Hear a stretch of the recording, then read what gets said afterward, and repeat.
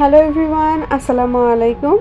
আজকের এই ভিডিওতে আমি আপনাদের সাথে রেস্টুরেন্ট স্টাইলে মজাদার স্বাদের crispy chicken fry recipe share করব। যেভাবে আমি আজকে আপনাদেরকে চিকেন ফ্রাই রেসিপি করে দেখাবো, এভাবে বাসায় আপনারা বানালে ছোট থেকে বড় সবাই ইনশাল্লাহ খুব পছন্দ করবে। চলে যাচ্ছি মেন ভিডিওতে। আমি আজকে ব্রয়লার মুরগি দিয়ে চিকেন ফ্রাই রেসিপি করে দেখাবো। চিকেনটা কেটে আমি ফ্রাইড চিকেনের জন্য যেরকম পিস লাগবে সেরকম সাইজের পিস বানিয়ে নিচ্ছি। চিকেনের যে লেগ পিস আছে সেগুলো এভাবে একটু ফেলে দিতে হবে, তাহলে ভিতরে মশলাটা খুব ভালোভাবে জমে। এখন এই কাটা পিসগুলো ভালো করে ধুয়ে আমি পানি ঝরানোর জন্য জালির মধ্যে কিছুক্ষণ রেখে দেব। চিকেনগুলো সাইড করে রেখে দিয়েছি। এখন একটা পরিষ্কার পাত্রে নিয়ে নিচ্ছি আদা এবং রসুনের পেস্ট।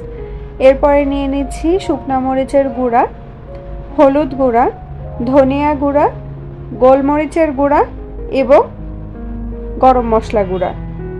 এর মধ্যে আমি আরও অ্যাড করছি 3 চামচ পরিমাণ টক দই, 2 চামচ পরিমাণ সয়া সস এবং স্বাদমতো লবণ। এখন খুব ভালোভাবে এই মিশ্রণটি হাতের সাহায্যে মাখিয়ে নিতে হবে। এরপর কেটে রাখা চিকেনের পিসগুলো এর মধ্যে দিয়ে নিচ্ছি। এখন এই চিকেনগুলোর সাথে মশলাটা খুব ভালোভাবে মাখিয়ে নিতে হবে। একটু সময় নিয়ে মাখাতে হবে যাতে চিকেনের প্রত্যেকটা পিসের মধ্যে মশলাটা খুব ভালোভাবে প্রবেশ করে। 1 পিস লেবু চেপে নেব এর মধ্যে, এতে চিকেনের যে স্মেলটা থাকে সেই স্মেলটা চলে যাবে। এখন একটা বক্সে ভরে নিয়েছি। ফ্রিজের মধ্যে এটা নর্মালে এভাবে রেখে দিব 2 থেকে 3 ঘন্টার জন্য। এখন চিকেনের উপরে দেওয়ার জন্য টপিংটা বানিয়ে নেব। এখানে আমি প্রায় 2 কাপ পরিমাণ ময়দা নিয়ে নিয়েছি। একদম রেস্টুরেন্ট স্টাইলের যদি ফ্রাইড চিকেনের টেস্ট পেতে চান তাহলে এর মধ্যে আমি এখন যে মশলাগুলো দেব এগুলো দেওয়ার চেষ্টা করবেন।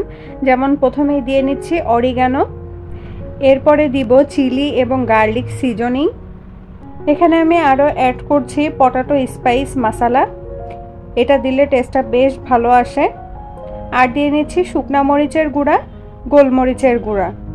ব্রেড ক্রাম্বস বানানোর জন্য 3 পিস পরিমাণ টোস্ট নিয়ে নিয়েছি। আপনারাও পরিমাণ বুঝে কমিয়ে বা বাড়িয়ে নেবেন। এখন এটা ছেঁচনা দিয়ে ছেঁচে খুব ভালোভাবে গুঁড়া করে নিয়েছি। এই গুঁড়াটা এখন এই মিশ্রণের মধ্যে দিয়ে নিব।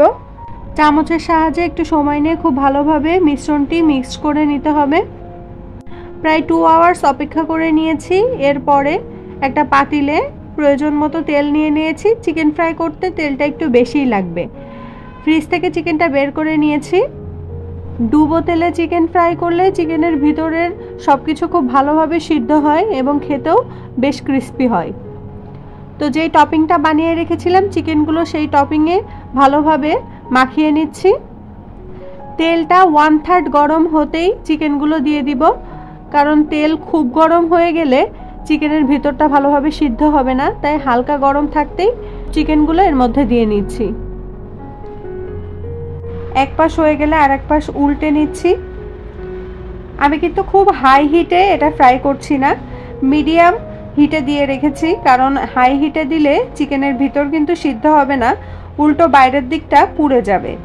এই কারণে একটু লো হিটে করবেন, এতে চিকেনের ভিতরটা খুব ভালোভাবে সিদ্ধ হবে এবং বাইরের লেয়ারটাও পুড়বে না। তো এই যে হয়ে গিয়েছে, এখন আমি উঠিয়ে নিয়েছি। আর কয়েক পিস আছে সেগুলো একই রকমভাবে তেলে ডুবিয়ে ভেজে নেব। এভাবে একে একে সবগুলো চিকেন ফ্রাই করা হয়ে গেল। খেতে কিন্তু দারুণ মজার হয়েছিল এবং খুব ক্রিস্পি হয়েছিল। আমি আপনাদেরকে 1 পিস ভেঙে দেখাচ্ছি, দেখুন। আপনারা ক্যামেরাতে দেখলেই বুঝতে পারবেন ভিতরটা কেমন সিদ্ধ হয়েছে। খুব ভালোভাবে কিন্তু ভিতরের সব কিছু সিদ্ধ হয়েছে এবং বাইরের লেয়ারটাও বেশ মচমচা হয়েছে। তো আপনারাও বাসায় এইভাবে ট্রাই করতে পারেন, ইনশাল্লাহ ভালো হবে খেতে। আমার দেখানো এই ফ্রাইড চিকেন রেসিপি দেখে যারা বাসায় বানাবেন তারা কিন্তু আমাকে কমেন্ট করে অবশ্যই জানাবেন কেমন হয়েছিল আপনার বানানো চিকেন ফ্রাই। তো আজকের মতো এখানেই বিদায় নিচ্ছি। দেখা হবে নেক্সট ভিডিওতে। সে পর্যন্ত সবাই ভালো থাকুন, সুস্থ থাকুন। আসসালামু আলাইকুম, আল্লাহ হাফেজ।